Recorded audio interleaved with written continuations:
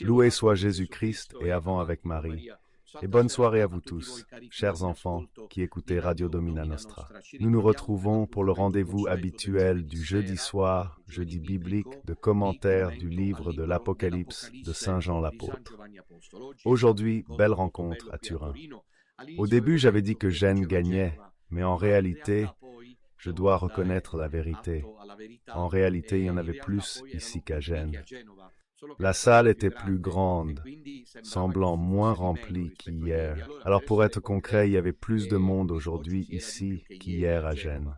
Je remercie les fidèles qui sont restés pour la catéchèse. Le noyau dur est là. Il y a aussi une belle famille. Papa et maman avec deux splendides fillettes. Cela réconforte beaucoup le chemin du petit reste, qui est vraiment le chemin d'un peuple resté catholique du nord au sud. Alors, assez bavardé, passons à la catéchèse de ce soir, qui est vraiment très spéciale. Alors, si vous vous souvenez, la fois précédente, j'étais toujours dans le Piémont. On dirait que l'Apocalypse est aussi un peu lié au Piémont. J'étais à Savigliano. Jeudi dernier, Mamma Mia, je m'en souviens bien, avant de faire le voyage en France, on a commenté le chapitre 5 de l'Apocalypse, si vous vous souvenez. En un mot, le chapitre 5 de l'Apocalypse, c'est celui où Dieu le Père, pour faire simple, tient en main le rouleau, écrit à l'intérieur et à l'extérieur, avec 7 sceaux, et l'agneau le prend. Mais avant de le prendre, un ange crie à haute voix, qui est digne de lire le livre et d'en ouvrir les sceaux. Mais personne ne fut trouvé digne. Alors si vous vous souvenez, Jean pleure. Je me suis beaucoup arrêté sur les pleurs de Jean, qui indiquent la douleur, l'affliction de celui qui ne trouve pas le sens de la vie. C'est une douleur sérieuse. Hier, nous étions dans un hôtel à Gênes. Ce matin, une de mes filles m'a raconté qu'une femme de chambre, alors que nous allions partir, lui a expliqué que, comme les fenêtres ne s'ouvraient pas bien dans cet hôtel haut perché, deux jeunes hommes, à des moments différents, s'étaient suicidés en se jetant dans le vide. Giovanni pleure parce qu'il ne trouve personne pour expliquer le sceau. Si dans votre vie, les sceaux ne sont pas brisés, votre vie ne sert à rien. Il précipice est là, l'abîme aussi. C'est une chose très sérieuse, parce que cette société, cet establishment, fait tout pour convaincre qu'il n'y a pas besoin d'ouvrir les scellés. Profite de la vie, oui, mais tu t'empiffres, puis si tu es insensible, tu cherches le sens de la vie. Alors, l'agneau, j'en pleure. Et un des vieillards lui dit, « Ne pleure pas, ne pleure plus. » Vous vous rappelez mon parallèle avec la résurrection? J'ai réfléchi à son importance constante dans nos vies. Car la lumière de Jésus ressuscité éclaire les ténèbres de la vie. C'est la seule qui les éclaire. Je crois que si tout le monde priait le chapelet chaque jour et avait la foi, les psychologues seraient au chômage. Et alors, dit le vieillard à Giovanni, il a gagné. Nichézen, où Léo a gagné, le lion de la tribu de Juda a gagné. Le lion de la tribu de Juda, lui, ouvrira les sceaux. Voilà, un peu. Maintenant, nous voulons enfin voir au chapitre 6 ce que sont ces 6 ou 7 sceaux que l'agneau ouvre. Naturellement, je me réfère, comme il convient toujours de le préciser, à mon livre « La symphonie de l'agneau ». C'est déjà la 3e fois que je le commente au micro de Radio Domitien, mais ceci pour vous dire, comme je le disais aussi aujourd'hui, ici à Turin, combien le livre de l'Apocalypse est important, le fréquenter, le lire personnellement, l'approfondir. Maintenant, lisons le chapitre 6, qui est très captivant d'un point de vue narratif, et ensuite, bien sûr, tous les approfondissements, je les renvoie à la lecture de mon livre. Je ne soulignerai que quelques points, mais lisons pour l'instant le texte, le chapitre 6, qui compte au total 17 versets. Maintenant, il s'agit de voir comment les sceaux sont brisés. L'agneau les ouvre un à un. Lorsque l'agneau ouvrit le premier des 7 sceaux, je vis et j'entendis le premier des 4 êtres vivants qui criait comme avec une voix de tonnerre. et voici qu'apparut un cheval blanc. Et celui qui le chevauchait avait un arc. On lui donna une couronne, puis il sortit victorieux pour vaincre encore. Lorsque l'agneau ouvrit le second sceau, il entendit le second être vivant crier « Viens !» Alors apparut un autre cheval rouge-feu. À celui qui le chevauchait fut donné le pouvoir d'ôter la paix de la terre, afin qu'ils s'égorgent les uns les autres, et il lui fut remis une grande épée. Vous voyez, c'est un rythme qui se répète, narrativement parlant. C'est un schéma répété, répété. Lorsque l'agneau ouvrit le troisième sceau, eh bien vous vous souvenez, il entendit le troisième être vivant qui criait « Viens !» Et voici qu'apparut un cheval noir. Et celui qui le chevauchait avait une balance à la main. Les vieilles balances à 2 pièces, vous vous rappelez? C'est rare maintenant. La statera. Et il entendit une voix crier au milieu des 4 êtres vivants. Une mesure de blé pour une pièce, et 3 mesures d'orge pour une pièce, huile et vin, qu'il ne soit gâché. Lorsque l'agneau ouvrit le 4e sceau, il entendit la voix du 4e être vivant qui disait « Viens !» Et voici qu'apparut un cheval verdâtre. Celui qui le chevauchait s'appelait Mort.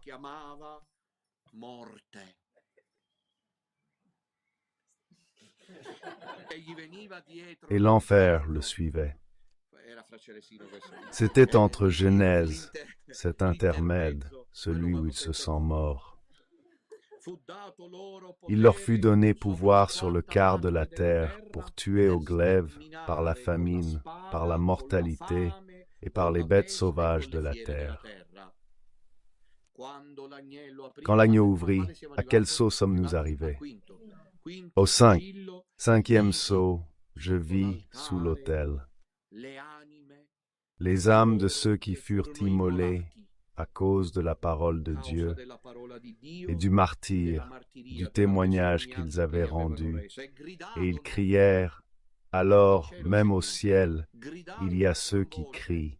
Ils crièrent à haute voix, jusqu'à ce que, souverain, toi qui es saint et véritable, tu ne fasses justice et ne vengeras notre sang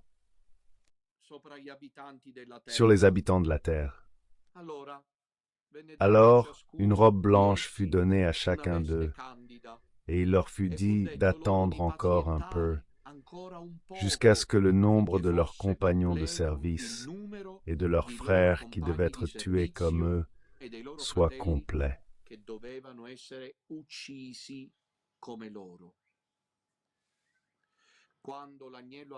Lorsque l'agneau ouvrit le 6e sceau, je vis qu'il y eut un violent tremblement de terre.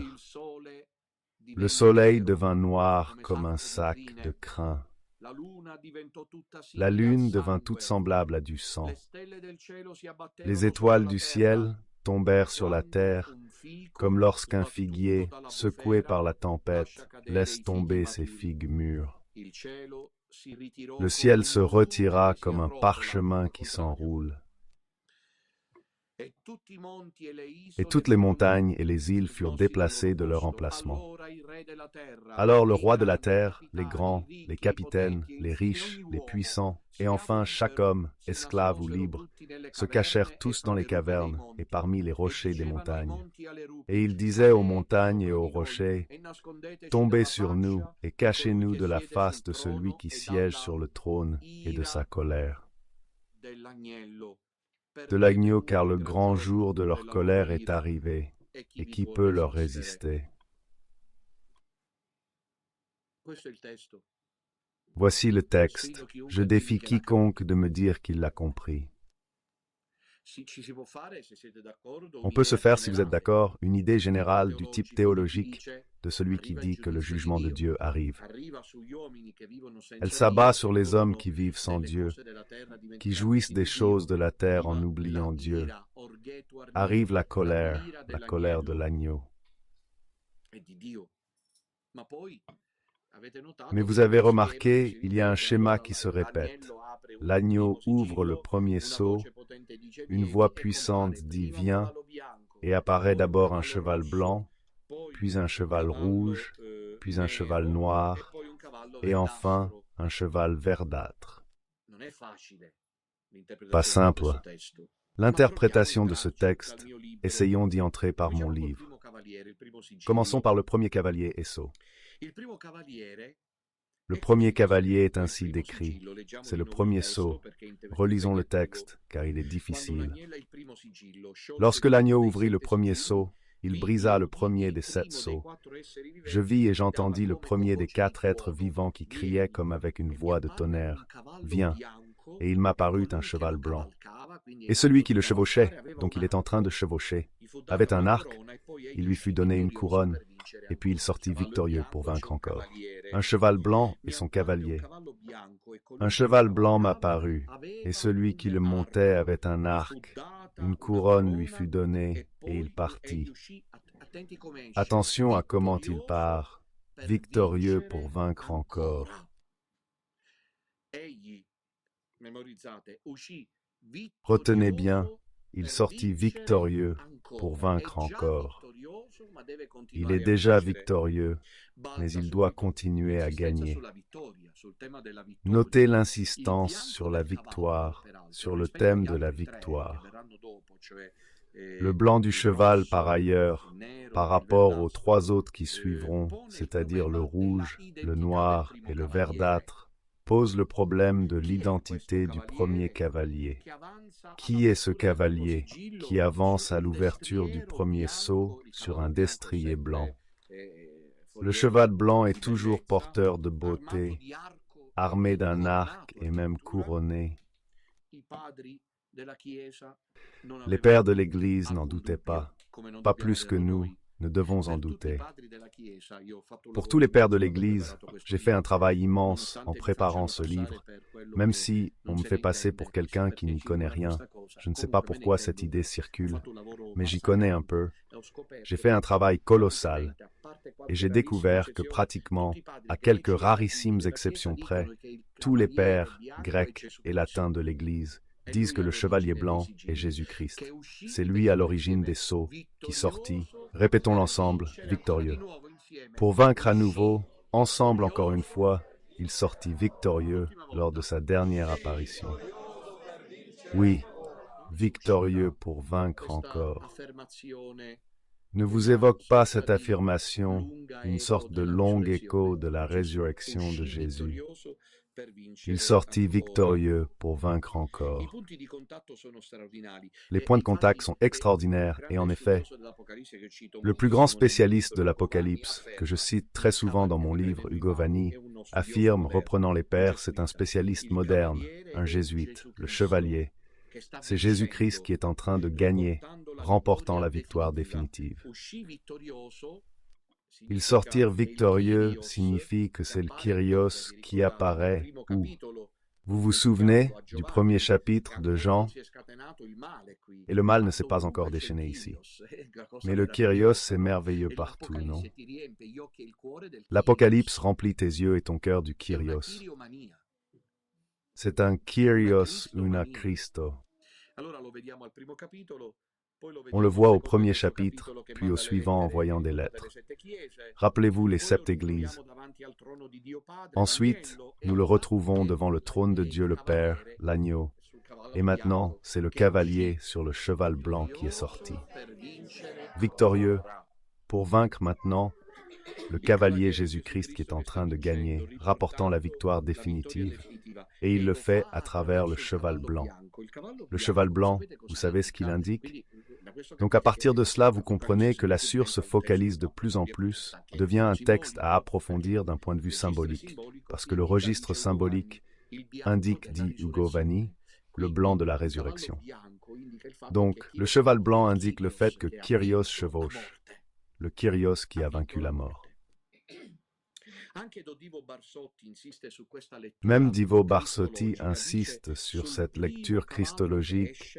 Il dit que sur le premier cheval qui sort, c'est le Christ triomphant qui le chevauche. Un message pour tous. Le trot de la vie est lourd, monotone, triste, angoissant.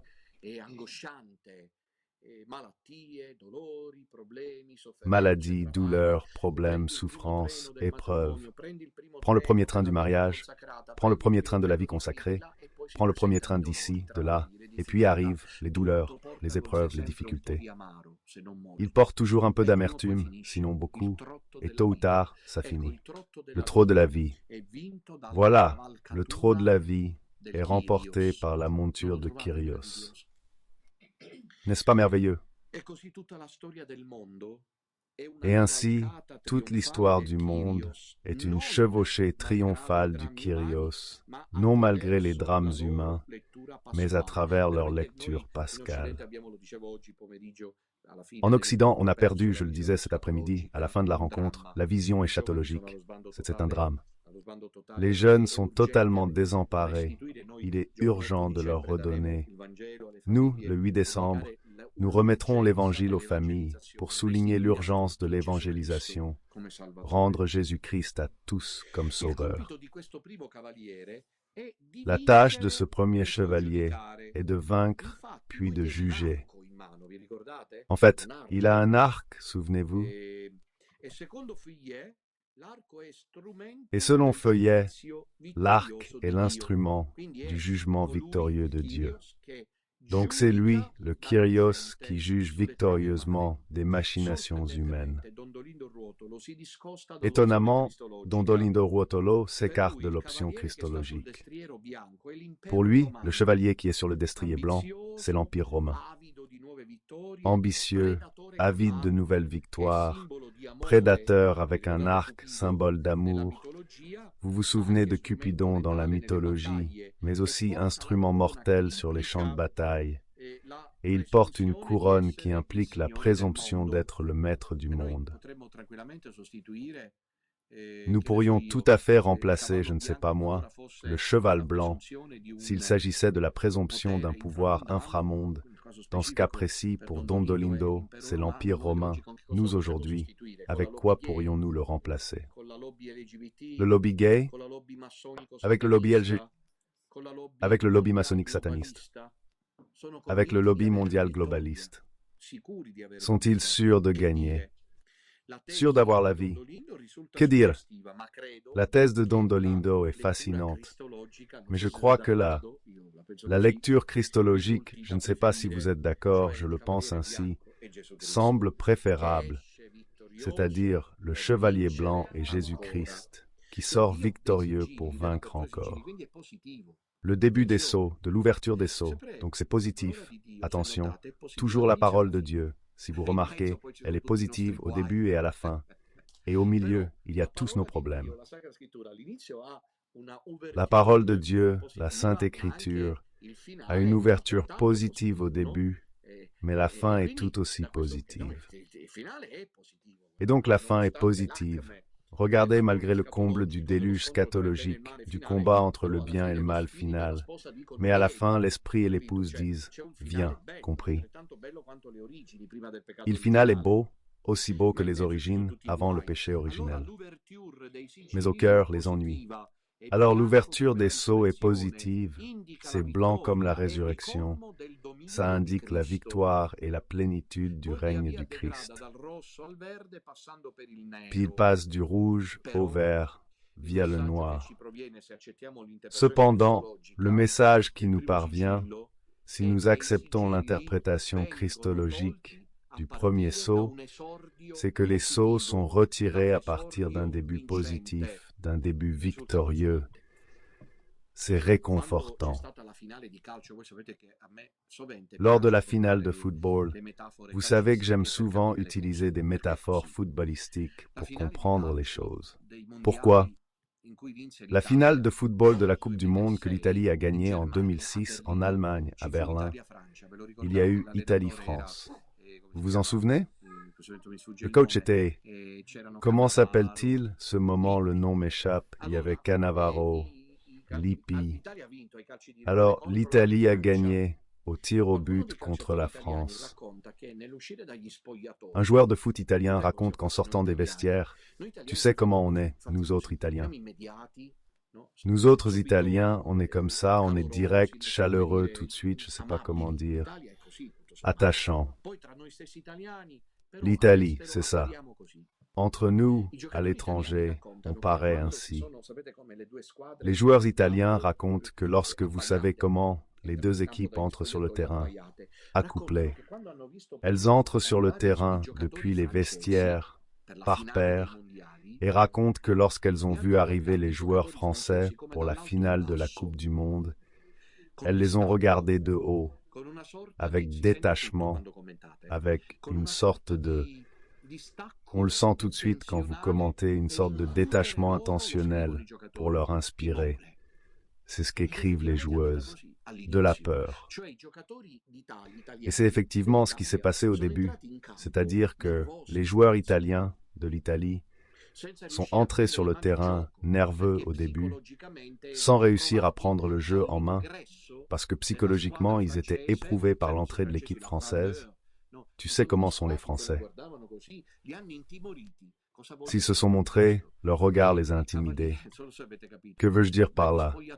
Que le chevalier, je ne sais pas si vous avez compris, depuis les vestiaires, où le premier saut, le chevalier entre sur le terrain en inspirant la crainte, en disant à la trilogie, à l'antéchrist, au dragon rouge, aux faux prophètes, aux catholiques, aux habitants de la terre, ou à la main, l'arc. Je ne sais pas si j'ai réussi à donner l'image, j'espère que oui.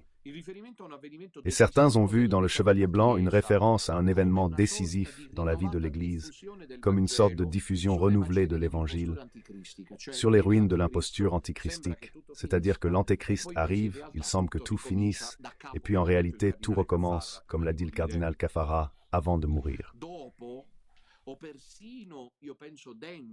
Ensuite, ou même, je pense, au sein du temps du règne du Saint-Dieu, il pourvoit à obtenir la victoire à un petit reste fidèle à Christ. On pourrait y voir une allusion symbolique au... Le thème de la nouvelle Pentecôte, annoncé de diverses manières, qui prévoit, nous en avons parlé mardi dernier, une nouvelle effusion extraordinaire de l'Esprit Saint. C'est un thème transversal que l'on retrouve par exemple, vous vous souvenez, je vous l'ai dit mardi dans les écrits de Montfort, qui parle d'un déluge de feu du Saint-Esprit. Un autre érudit, Tripaldi, identifie dans le cheval blanc un substrat prophétique, exactement le livre du prophète Abdias, chapitre 3, versets 5 et 9, où il est question du combat de Dieu contre ses ennemis. Maintenant, écoutez le texte, et vous direz qu'il le rappelle effectivement. On lit le prophète Abdias. Devant lui avance la peste, la fièvre ardente suit ses pas, elle s'arrête et secoue la terre, elle regarde et fait trembler les peuples, les montagnes éternelles se brisent. Les vieilles collines s'affaissent, leurs sentiers séculaires. J'ai vu les pavillons de Cusan pris de panique. Les tentes de Madia sont agitées. Peut-être contre les fleuves, Seigneur, peut-être contre les fleuves s'enflamme ta colère, ou contre la mer et ton courroux. Adesway, tu tires ton arc. Voyez, il y a le chevalier qui est dans l'arc, dans l'Ancien Testament. Tu tires ton arc et le sature de flèches. Fais la corde et rompre la terre en torrent, comme vous le voyez. C'est un texte où apparaît un Yahweh, un Dieu Yahweh Sabaoth, un Dieu des armées victorieux. Et c'est le message théologique que Jean veut lancer avec le premier sceau. Dieu gagne. Pensons-y, demandons-nous-le. Dieu gagne dans ma vie. Je ne sais pas. Chacun devrait vraiment le dire dans sa propre vie avant de le dire. C'est trop facile de le dire dans l'histoire humaine. Dieu gagne dans ma vie. Comprenez-vous? Le message théologiquement important du premier sceau, c'est que le lamento se brise, se dissout, C'est extrêmement important, ça change tout. Savoir qu'il est sorti victorieux pour vaincre encore. Et ainsi, Jésus-Christ est l'archet. Belle cette image de Jésus-Christ archet et prophétisée avec sa mort en croix qui nous sauve pour toujours. Dans l'Église, savez-vous ce qu'est l'arc des Pères? C'est la croix qui envoie les dons de grâce, les dons du Saint-Esprit. C'est la flèche, l'arc et la croix, le calvaire, et de là partent pour nous tous les dons du salut. Alors on peut se détendre. Non, mieux vaut non, car maintenant on passe au deuxième cavalier. Relisons le texte du deuxième cavalier. Il est dit: lorsque l'agneau ouvrit le second sceau, il entendit le second être vivant qui criait: viens. Alors sortit un autre cheval, le second. Rouge.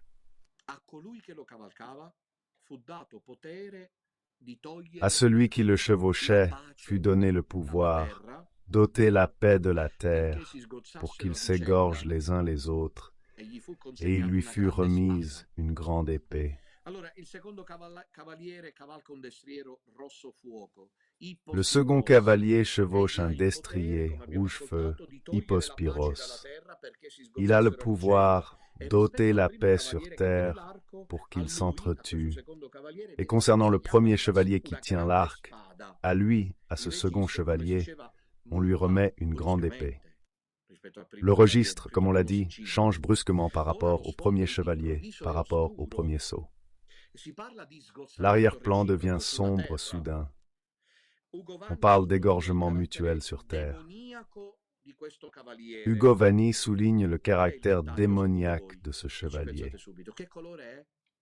Selon Vai, réfléchissez-y. Quelle couleur? Rouge. Et vous vous souvenez que dans l'Apocalypse 12, le dragon qui combat la femme est un énorme dragon rouge. Le chevalier introduira la guerre, ôtera la paix et provoquera la haine entre les hommes qui s'égorgeront mutuellement. Au chevalier est remise une grande épée, signe d'une investiture impériale et d'une forte autorité. Ainsi, le pacifisme, c'est-à-dire l'idée de construire un monde de paix, qui se prive de la référence à Dieu,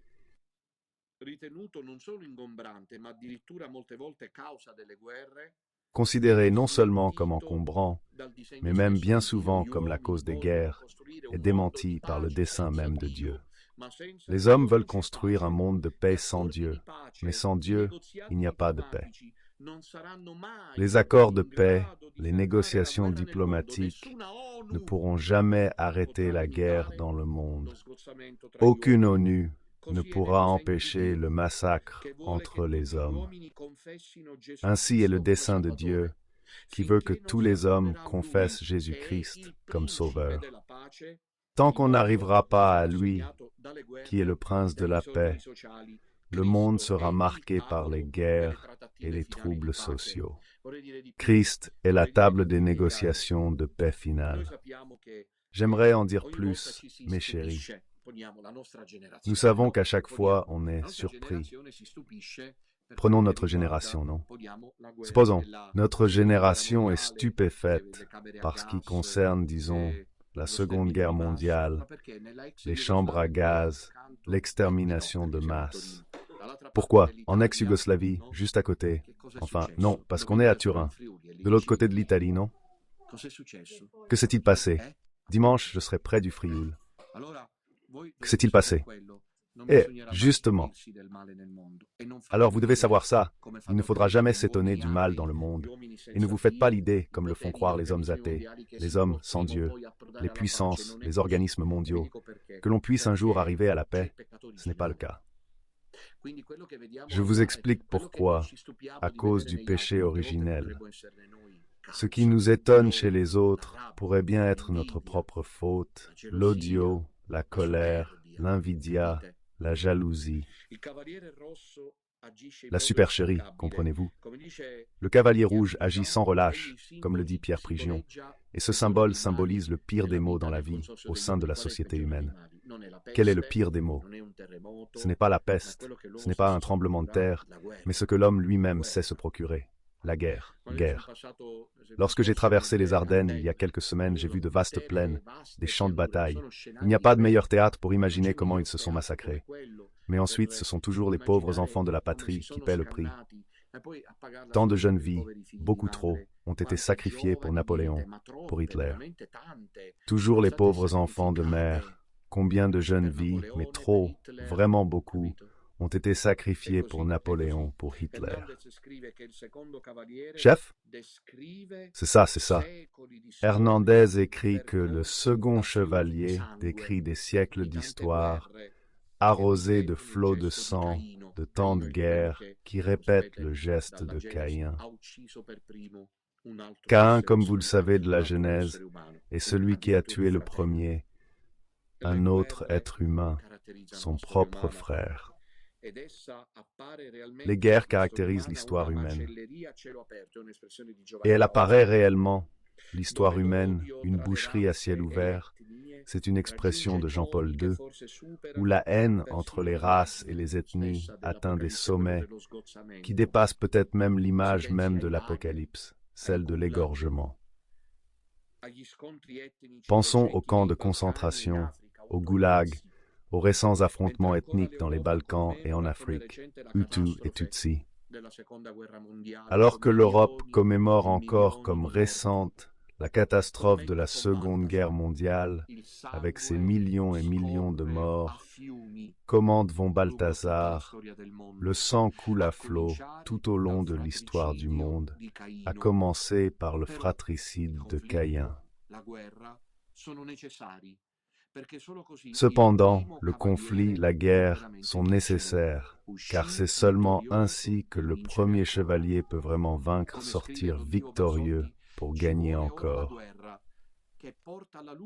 Comme l'écrit Don Dio Barsotti, il faut maintenant la guerre qui révèle les vrais combattants, car la paix du monde endort les consciences. C'est le sommeil de la mort. Ici, on ne parle pas de guerre réelle, mais d'un combat spirituel contre le mal. C'est vrai. Quand on se complaît dans la foi, c'est fini. Combattant, on peut partager la thèse de Don Dorido Ruotolo, selon laquelle la guerre annoncée par le Chevalier Rouge est une guerre finale, non pas d'armes, mais de foi. Je ne sais pas si vous êtes d'accord.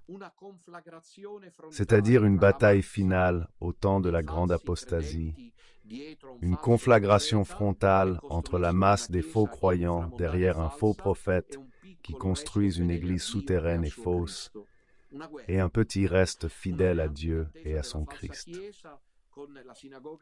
Une guerre donc, une alliance attendant la fausse église avec la synagogue juive et avec le panthéon syncrétiste du monde provoquera une guerre avec un égorgement spirituel, c'est-à-dire avec l'étouffement des vraies valeurs de la foi chrétienne, remplacées par une contrefaçon satanique.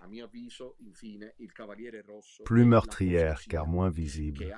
Ainsi, à mon avis, finalement, le cavalier rouge est l'apostasie qui détient le pouvoir, la grande épée qui lui a été confiée par les centres mondains du gouvernement mondial unique.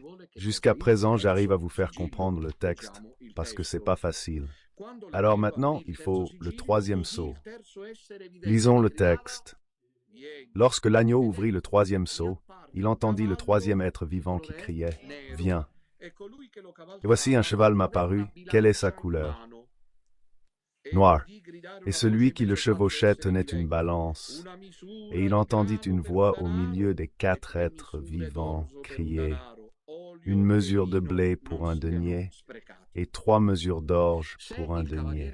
Huile et vin ne soient pas gaspillés. » Si le cavalier rouge annonce la guerre, le troisième cavalier du sceau choisi par l'agneau, c'est-à-dire le noir, introduit la famine.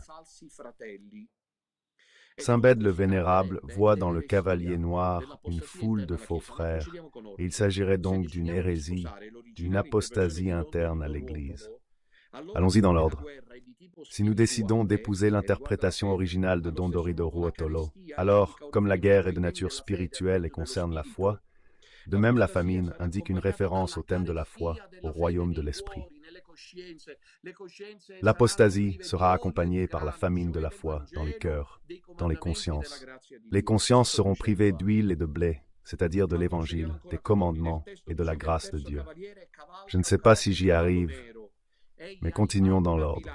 Le texte dit que le troisième cavalier chevauche un cheval noir. Et tu tiens une balance et du cœur des quatre êtres vivants vient une annonce énigmatique. Il crie une mesure de blé pour une pièce et une mesure d'orge pour une pièce.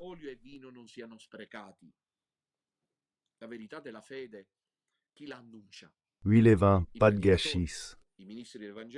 La vérité de la foi qu'il annonce.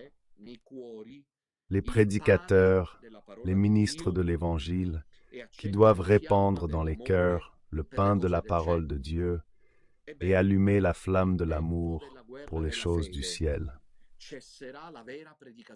Eh bien, en temps de guerre de la foi, cessera la vraie prédication. On dirait, et elle sera remplacée par une autre prédication, fausse et mondaine, tuta concentrée sur les thèmes sociaux, qui éteindra toute fin de Dieu, diffondando une famine spirituelle sans sa précédente. C'est-à-dire que la génération actuelle est désemparée, car elle ne sait où s'enfoncer. Ce sera le temps où les âmes, les jeunes, les familles chercheront la nourriture de la foi, mais ne la trouveront pas. Et les quelques prédicateurs restés fidèles passeront pour des ridicules et seront persécutés par la fausse Église. C'est la famine annoncée. L'une des quatre créatures invite à ne pas gaspiller. L'huile et le vin, souvenez-vous. Entendez-vous? L'huile et vin, dit un des quatre êtres vivants, qu'il ne soit pas gaspillé.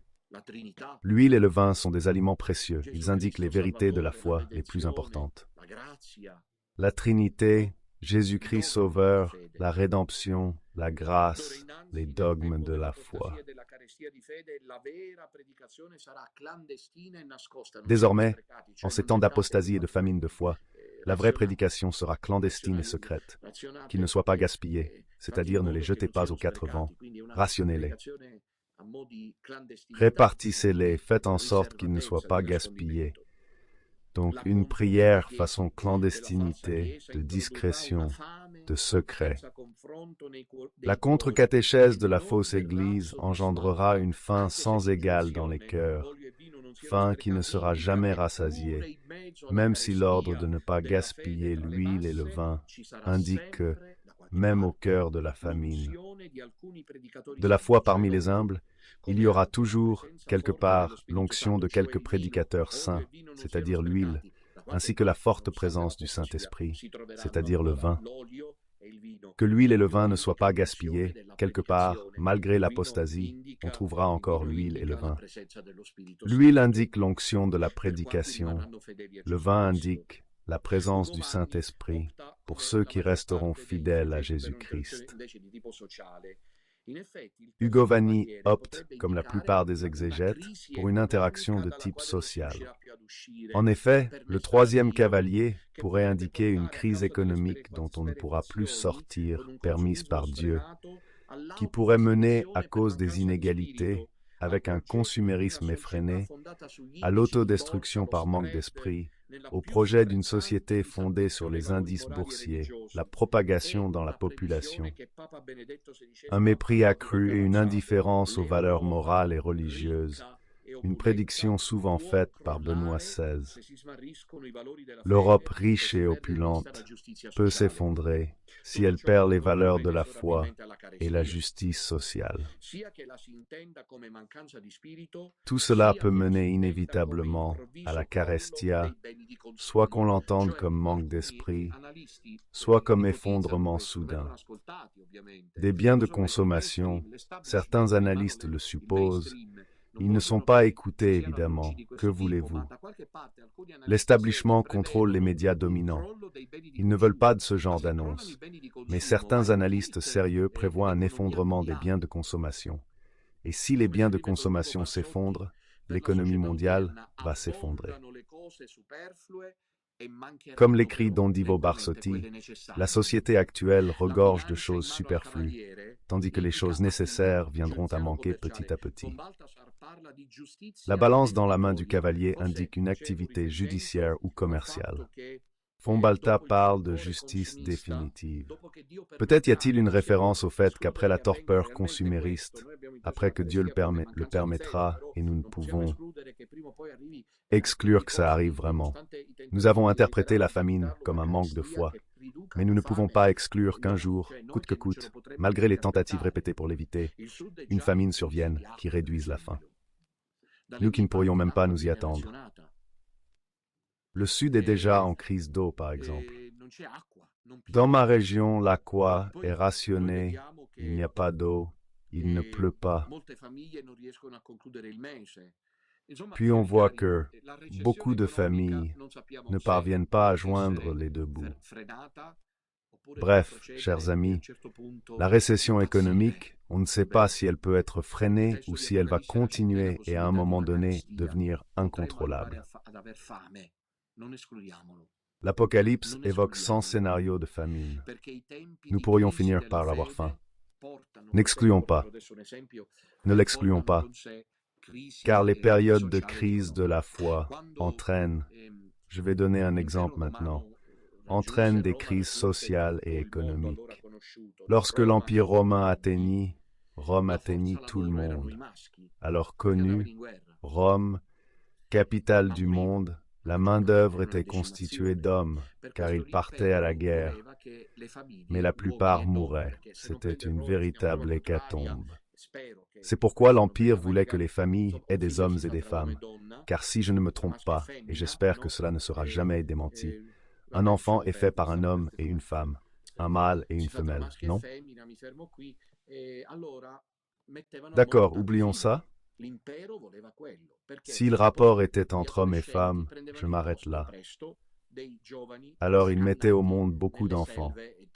L'Empire voulait ça, car les adolescents remplaçaient rapidement les jeunes tués dans les forêts allemandes ou françaises par les Romains. Même ceux qui revenaient mouraient souvent de fièvre, de malaria, de peste, de dysenterie. Il fallait donc un renouvellement. Des études historiques prouvent que l'Empire romain s'est effondré lorsque la perversion morale a pris le dessus, si bien que les familles ont cessé de faire des enfants. Il n'y a pas eu de renouvellement générationnel dans l'armée.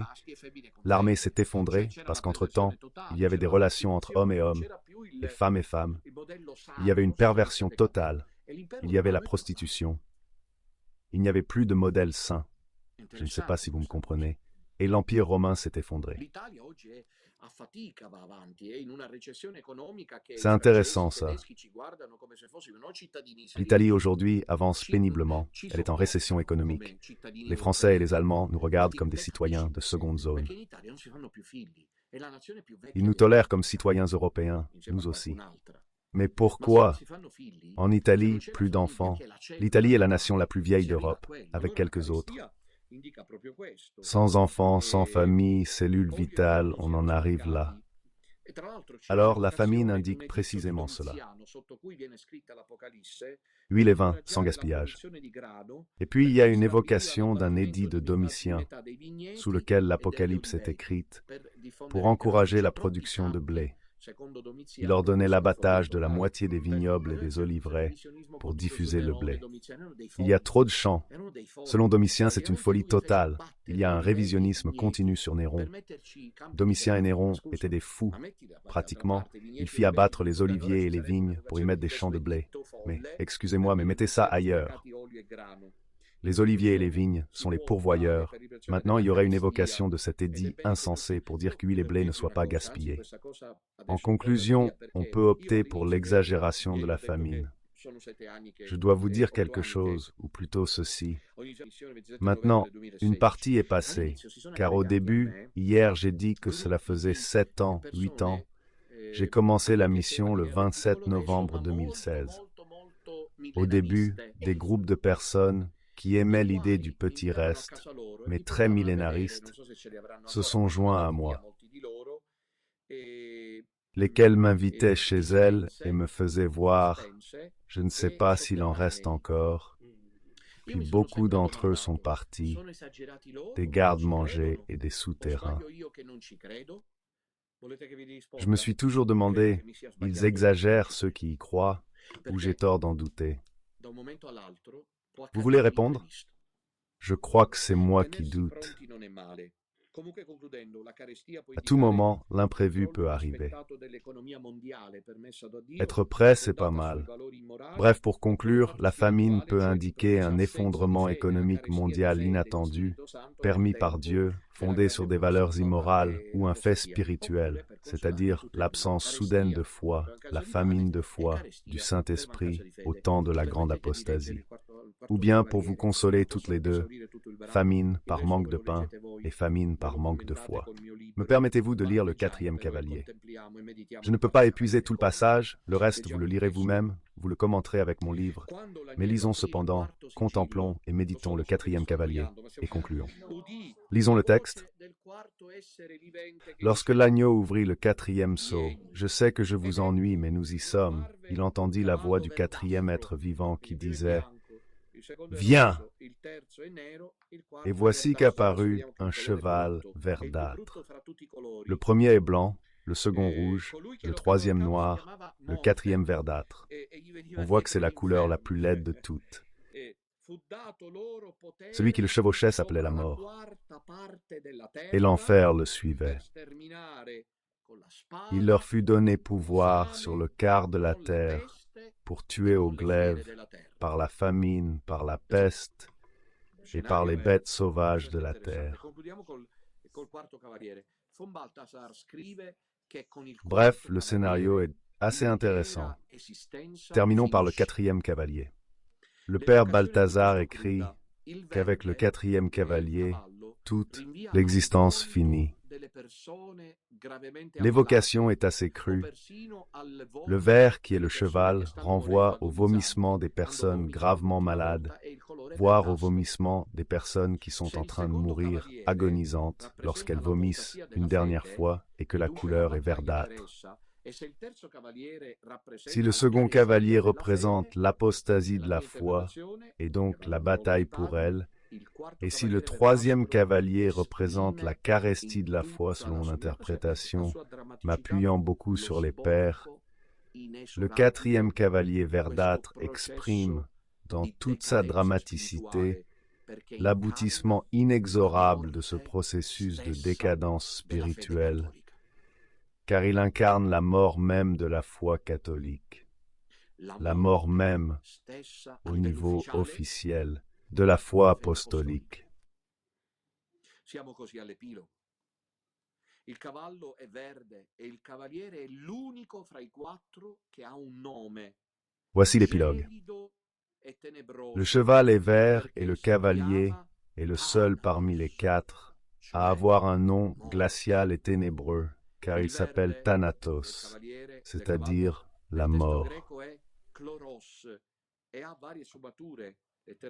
Le vert du cheval dans le texte grec est chloros et possède plusieurs nuances. Littéralement, cela signifie jaunâtre, pâle, vert ou gris cendré, de sorte que la couleur peut évoquer, comme on l'a dit, les vomissements d'un malade grave ou même la pâleur d'un mourant. La narration suggestive commence déjà, comme vous le voyez, des forces maléfiques qui se déchaînent dans l'agonie finale. Le chevalier mort, c'est comme ça que je l'ai appelé, est accompagné des enfers. Ricciotti traduit Hadès par orque. Mort et Orcus chevauchent ensemble. Avec quel projet? Exterminer une bonne partie de l'humanité. Eh oui, la mort et l'ogre. Ils pourront accomplir cette tâche glaçante, dit Apocalypse 6, 8, avec l'épée, par la famine, par la peste et par les bêtes sauvages de la terre. Je me demande face à quelle force obscure nous sommes. Qui est exactement le chevalier mort? Saint Bède le Vénérable pense, lui, qu'il s'agit d'Arius, l'hérétique qui a nié la divinité du Christ, entraînant avec lui des générations de croyants trompés. Que dire alors de Bergoglio et sa fausse église? Ugo Vanni est contraint de déclarer le quatrième sceau que nous commentons mystérieux et occulte.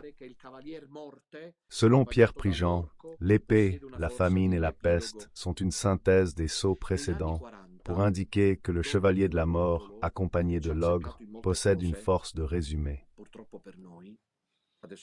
Dans les années 40, Don Dolindo Ruotolo, qui a eu raison sur beaucoup de choses, malheureusement pour nous, vous comprendrez pourquoi tout de suite, a prophétisé que le cavalier mort annonçait l'arrivée d'une guerre dans les années 40 bactériologiques,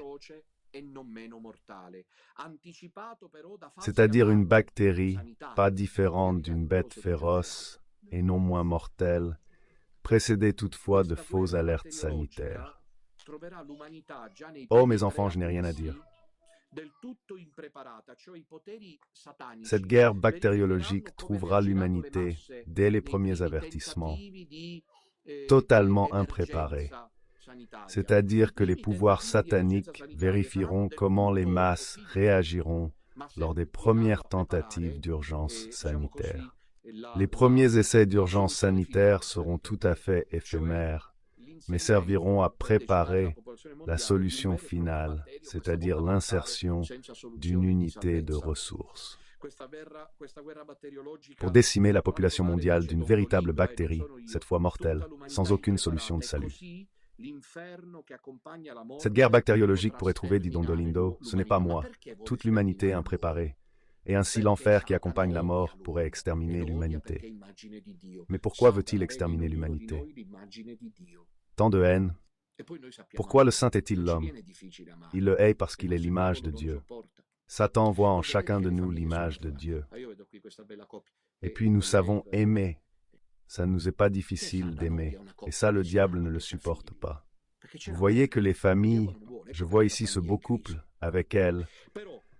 Satan est un couple qui s'aime, qui a des enfants, parce qu'il y a de l'amour. Le diable ne veut pas. Voilà pourquoi la famille est en crise. Pourtant, je pense que ce chevalier, le dernier, représente l'assaut interne à l'Église, une crypto-hérésie récapitulative de toutes les hérésies précédentes, une sorte de goutte finale qui ne remplacera pas seul l'évangile de la croix avec celui du monde. Mais cela aboutira à la constitution d'une véritable fausse Église. Ce sera une reprise trompeuse, verte et jaunâtre, qui trompera les croyants dans le silence embarrassant des pasteurs et qui proviendra précisément du siège de la vérité. Occupé par le mensonge et le faux prophète, comme nous le verrons mieux dans le commentaire des chapitres suivants. En conclusion, nous avons vu la désobéissance des 4 premiers. Une idée, maintenant le combat commence. Après les premiers chapitres, je le vois aussi sur vos visages. Les premiers chapitres sont magnifiques, la vision du chandelier, puis les églises. Et aussi le 4e chapitre, Dieu le Père, l'agneau. Ah oui, oui, oui, bien sûr. Mais je vous l'annonçais et je vous disais, cela sert à nous préparer. Maintenant, les choses sérieuses commencent. Nous devrons suivre ce que l'Apocalypse l'annonce, un conflit grandissant, la fin prévue par Dieu. Pas d'échappatoire. Soyons prêts, c'est primordial. Deuxième point cependant, il y a le cavalier blanc au début du premier saut. Il sortit victorieux pour vaincre encore.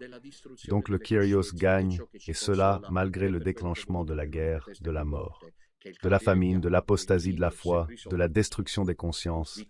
C'est ce qui nous console, et c'est pour cela que j'ai voulu que vous le répétiez plusieurs fois, que le chevalier blanc, que le Kyrios, le ressuscité, invictorieux, vaincra, donné par Jésus-Christ, est en avant avec moi.